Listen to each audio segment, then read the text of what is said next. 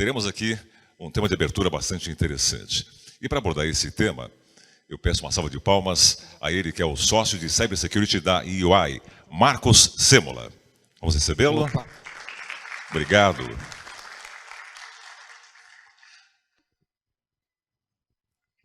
Muito bom dia, é um prazer recebê-lo. A pergunta é, CISO, onde é que nós estamos errando? É com você. Muito obrigado, viu? Bom dia a todos vocês que estão aqui, que vieram cedo. Bom dia aos que estão a caminho, vão chegar já já, e os que estão online conosco. Eu queria agradecer, antes de mais nada, a Graça, Sérgio, pela gentileza do convite. É sempre muito bom me reunir com vocês, poder falar um pouco do tema, dividir um pouco do que tem sido a minha experiência nos últimos anos, 3 décadas quase, sobre o assunto.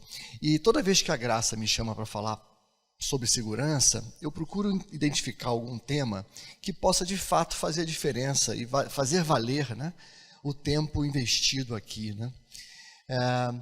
Eu tenho percebido, justamente por viver e conviver com os CISOs, com as áreas de segurança das empresas, com os clientes, com o mercado, que estamos todos sobrecarregados, todos muito preocupados com o ganho de escala que as ameaças estão ganhando em termos de volumetria de ataques, mas também em termos de sofisticação desses ataques.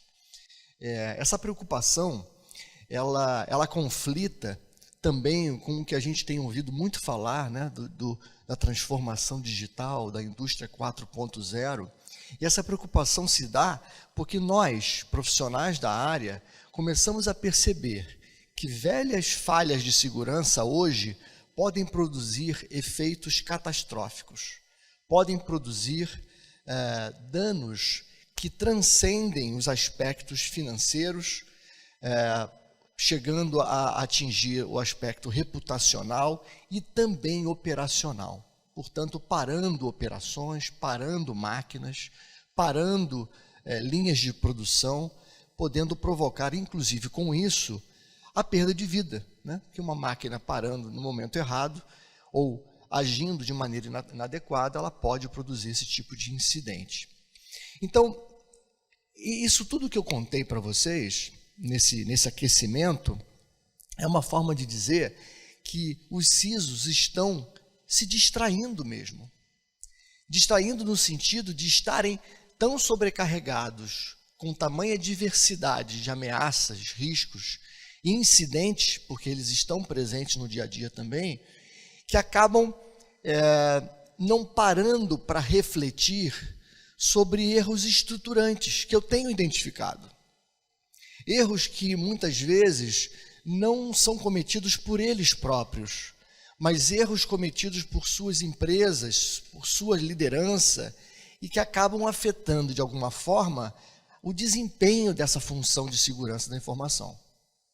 E por que nesse título eu me coloquei nele, né? Onde é que nós estamos errando? Onde é que estamos errando? Porque como profissional da área, que atende o CISO, que apoia o CISO, se ele erra, eu também erro. Se os CISOs estão errando, os provedores de solução também estão errando em certa medida. E então, é sobre isso que eu vou dizer. É sobre isso que eu vou abrir o dia de hoje, é sobre esse tema e dessa forma que eu estou abordando esse tema. Nós estamos convivendo com uma situação de mercado, corporativa, institucional, onde empresas estão sofrendo com a falta de segurança da informação, representado aqui por fósforos queimados. Essa situação não é do Brasil, não é uma situação da América Latina, não é do setor de energia, não é do setor de manufatura, não é do setor de saúde, ela está onipresente, é uma situação onipresente, respeitando as devidas particularidades. E como eu mencionei no início, os problemas estão ultrapassando aquele velho perímetro da rede corporativa, de um banco de dados afetado, estão alcançando estão alcançando danos e produzindo danos que transcendem esse velho conhecido perímetro, como no caso da Colonial Pipeline, que foi muito veiculado mundo afora, que produziu uma onda de seca de combustível nos Estados Unidos, por uma ação de um hacker. Esse mercado e esse ambiente preocupante para os CISOs e para todos aqueles que os apoiam, ele se materializa nessa notícia, né? Você imagina uma atividade criminosa ou uma atividade cibernética, uma atividade de atentado contra a confidencialidade, a integridade, a disponibilidade das informações, produzindo ou movimentando 10,5 trilhões de dólares. Esse número fala por si só, né?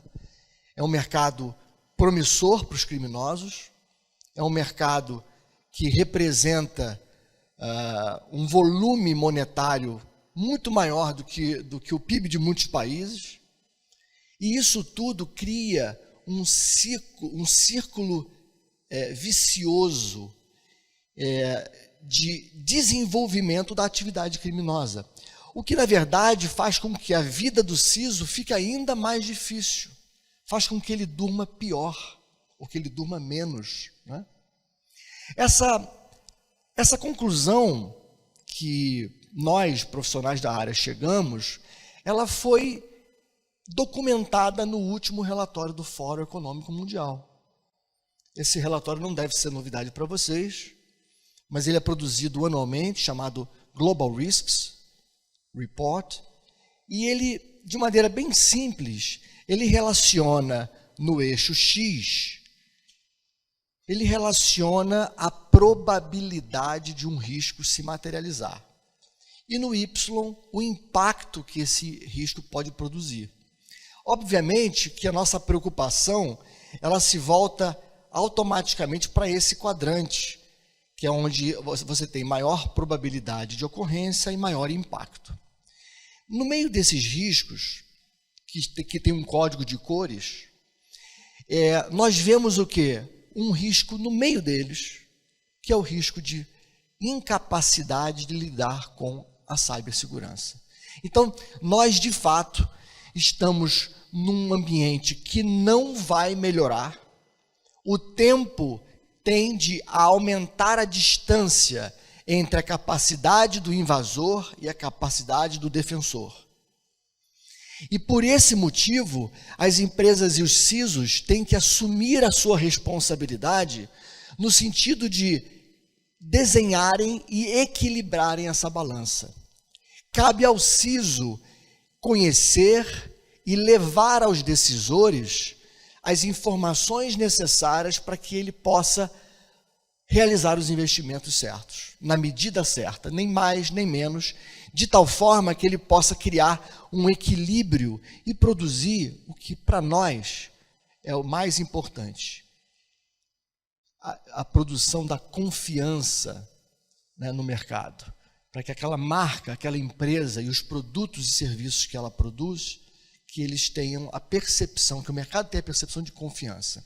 Bom, como é que a gente faz isso? Eu não vou me estender nisso, é claro, isso para vocês é fácil, é como ensinar padre a rezar a missa. Existem várias abordagens, e eu particularmente gosto muito da abordagem que traz com realismo o problema. Você precisa ser capaz de identificar um risco, proteger ao máximo os ativos, detectar um risco que evoluiu ou que está em evolução, responder a um risco que se materializou e, em última instância, recuperar os danos provocados por esse risco. Nós sabemos disso. Só que parem um minuto comigo. Por que é que os CISOs, que sabem de tudo que eu falei até agora, porque eles estão no dia a dia, eles convivem com os problemas, eles têm que encontrar soluções para esses problemas, por que eles não estão sendo tão efetivos assim? Por que os negócios continuam sofrendo com a falta de segurança? E aqui talvez vocês não tenham percebido, o fósforo da direita agora está queimado também, né? Bom, eu trago talvez uma possível resposta, e eu acredito muito nela. Pesquisa feita pela EY em 2021, fizemos uma única pergunta para 1.300 empresas americanas. A pergunta foi: quando o seu time de segurança é envolvido em novas iniciativas de negócio? E pasmem, o resultado foi esse. Apenas 36% delas, 36% envolvem na fase de planejamento, 27% na fase de design, 9% na fase de construção, 5% de teste, 7% de deploy e 3% na hora de rodar aquele novo produto ou serviço, né? E pior, 7% delas nunca envolvem a área de segurança. Tem alguma coisa muito errada. Nós estamos errando juntos, porque isso não pode ser verdade. Isso não pode acontecer. A gente não pode estar pilotando um automóvel, e eu coloco o siso na cadeira do piloto, né? Com o melhor motor, sem que a equipe de frenagem tenha sido convidada para especificar aquele carro, né? É como pilotar um carro desgovernado. E é isso que os CISOs estão fazendo. Não por escolha própria, mas porque talvez eles estejam sendo vítimas de um desses problemas que eu agora vou listar para vocês, né?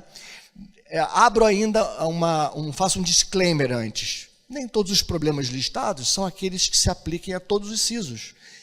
Cada qual em sua próprio mundo, né? Sua própria empresa, setor, particularidade. Mas talvez todos eles tenham alguns desses problemas que eu vou mencionar. Vamos lá, vamos começar rapidinho.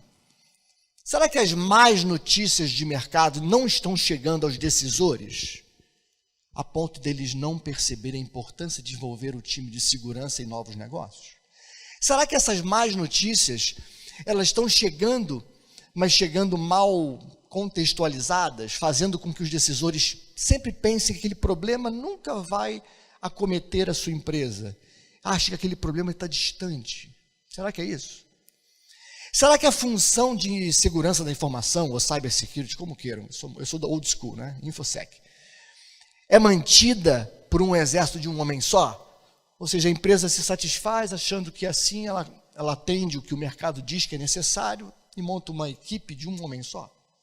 Será que essa função, ela hoje é desenhada e talvez tenha nascido por um funcionário da área de redes, que é muito comum, né? Ou seja, uma área de segurança que, na verdade, é uma área de redes que recebeu um novo nome, mas não tem o alcance que deveria? Será que a função de InfoSec, o papel dela para os líderes, não foi compreendido? Será que eles entendem, assim como acontece com uma Fórmula 1, quando uma escuderia vai fazer um novo carro, ele chama lá os engenheiros de motores para fazer o mais veloz, os engenheiros de materiais para produzir o carro mais leve e resistente, e esquecem a engenharia de frenagem? Não dá para compreender. Será que a função de InfoSec, ela é percebida só como um centro de custos, portanto um obstáculo? É muito possível que isso esteja acontecendo, ou que alguns desses motivos estejam acontecendo. Eu tenho mais. Será que a função de InfoSec, ela é vista apenas como centro de custos? Já falei antes, né? Será que o CISO ele não tem voz e não tem espaço para falar sobre o tema para os decisores? Ou que ele apenas tem acesso a um público, a uma audiência muito técnica? E ainda, será que ele tem uma linha de reporte adequada? Ou ele fica só com a sobra do orçamento de TI, porque ele se reporta a TI, e a TI, naquela empresa em particular, tem um escopo muito claro e limitado, e, portanto, ele não tem condições de olhar de maneira integrada e holística para os problemas de segurança? Reparem que eu não estou trazendo as respostas, eu estou trazendo as perguntas, para que nós, coletivamente, possamos identificar possíveis problemas estruturantes que estão levando as nossas empresas a conviverem com essa pseudo-segurança.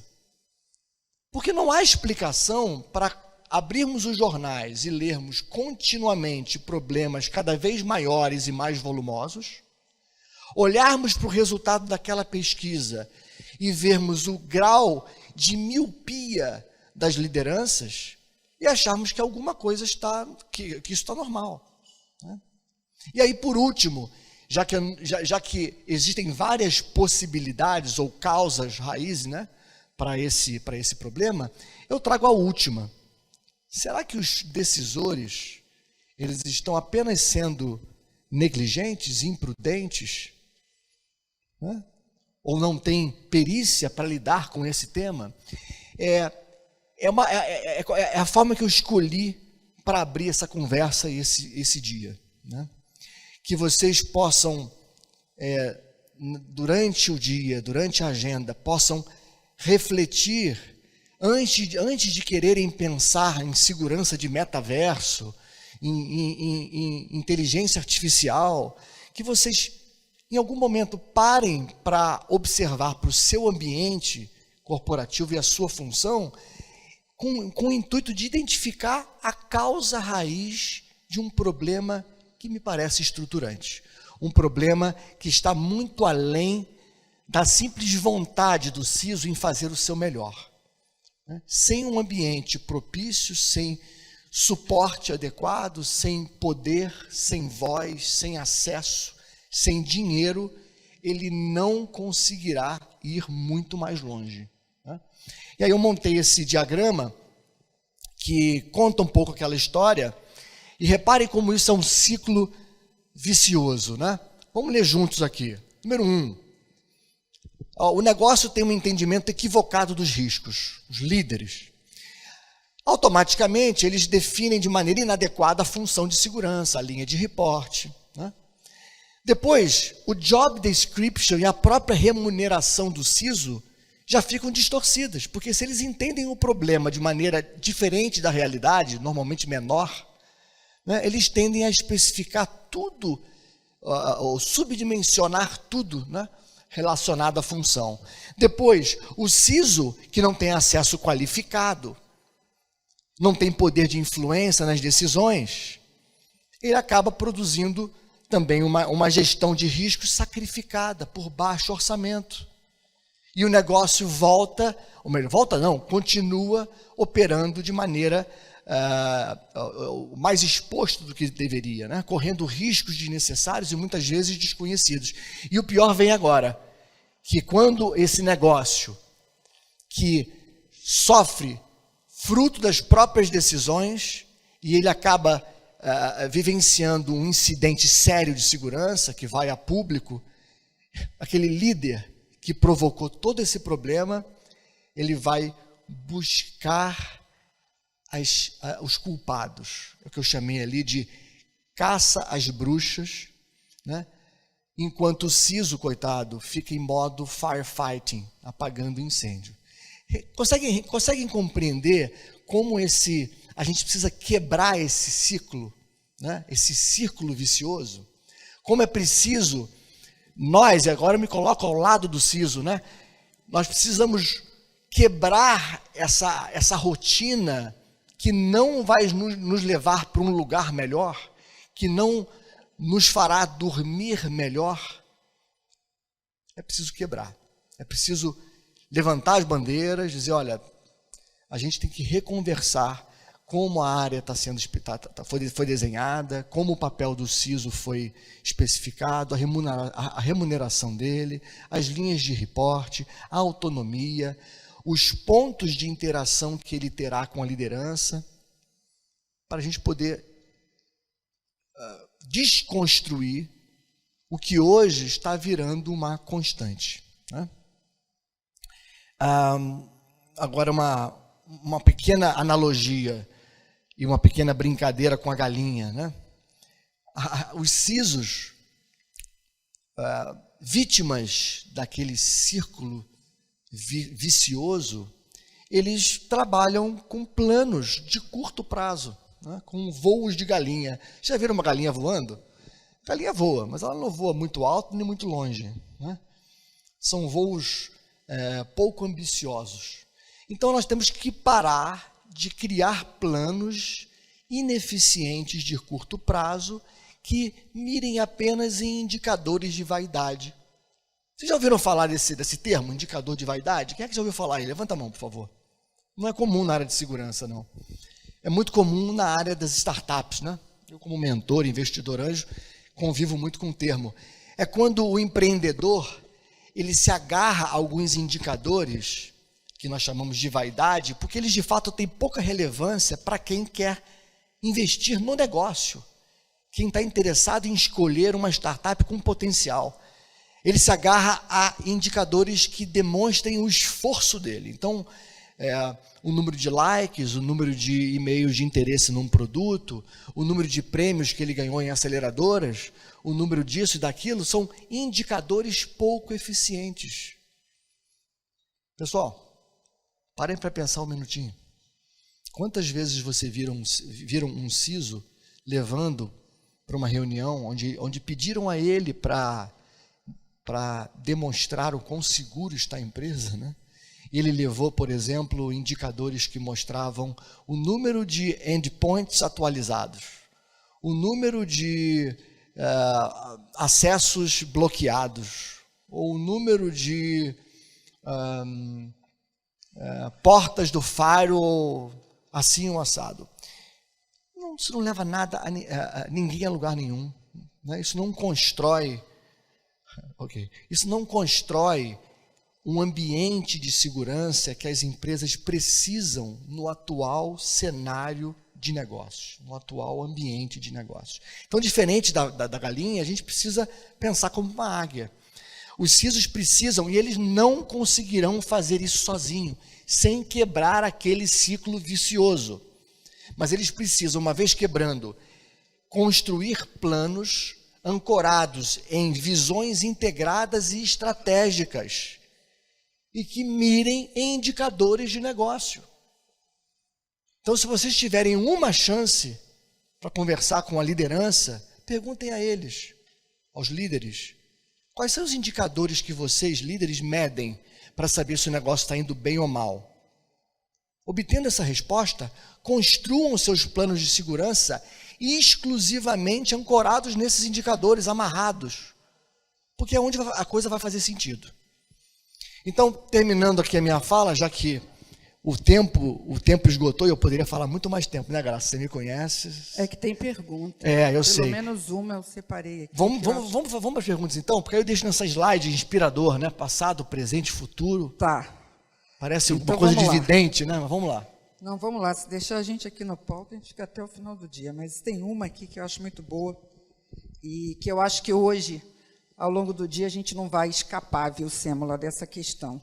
Várias perguntas aqui, querendo saber a sua opinião sobre o caso Uber. Não tem jeito. Ontem a gente falou, né, nas conversas aí paralelas.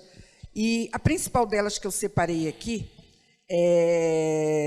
ela questiona o seguinte: se esse caso é uma quebra de paradigma, se esse caso abre um novo cenário para se discutir efetivamente as implicações de um CISO no caso de um incidente cibernético.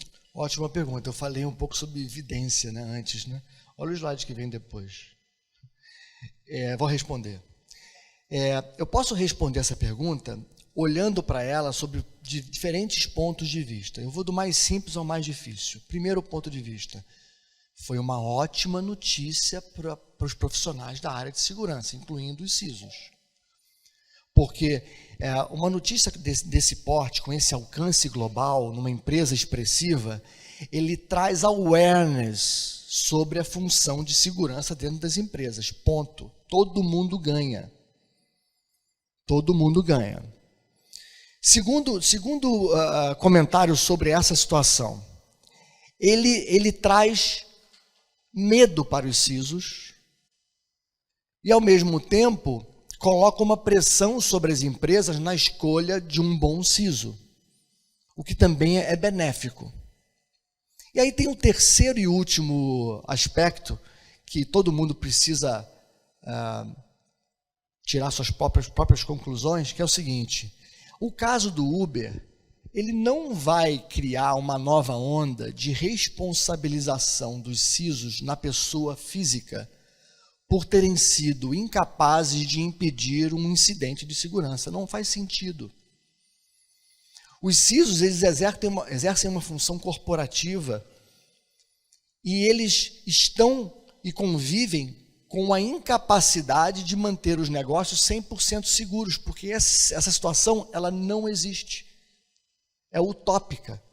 Então, quando um CISO assume uma função ou quando uma empresa contrata um CISO, ambos devem saber que não há garantia alguma de que o que ele vai executar impeça que um incidente ocorra.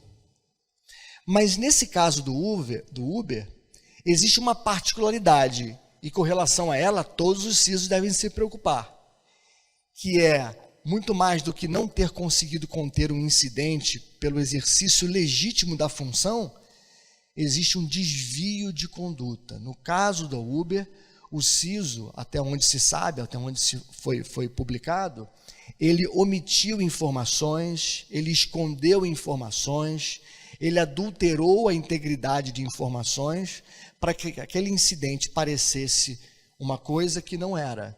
E nesse caso, não apenas o CISO, mas qualquer um que fizesse isso, seria ou poderia ser responsabilizado como um criminoso, né? Então, esse aqui é o ponto. Eu acho que a notícia é muito boa para a comunidade, vai valorizar o CISO, vai fazer com que as empresas fiquem mais atentas na qualidade daqueles que elas escolherem para atuarem como CISO, mas, ao mesmo tempo, não podemos confundir um ato muito específico de má conduta, uma conduta criminosa, na verdade, do simples exercício do papel do CISO. É só agradecer a você e dizer o seguinte, Sêmola, acho que você consegue passar o dia aqui conosco. A gente vai ter, na sequência, depois de mais uma apresentação de um keynote, um debate sobre ataques, e a gente vai, com certeza, tratar de vários temas. Então, quem quiser fazer mais perguntas para o Sêmola, enfim, ele vai estar aqui com a gente ao longo do dia. Obrigado. Obrigada. Obrigado, pessoal. Bom dia.